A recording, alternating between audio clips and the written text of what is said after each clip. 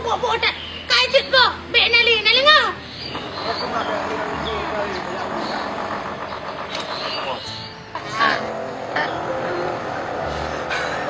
Mak, kenapa mak mo?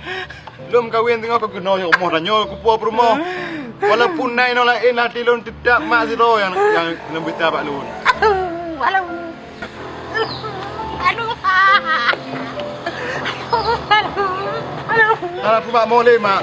Udah mati lu sajan mak mak. Mak mau kau nak kamu kawin nu. Karena kamu kawin nak kamu anak kamu kena rumah bila mata Allah. Ada yang nak habis bubu mak. Nyu mak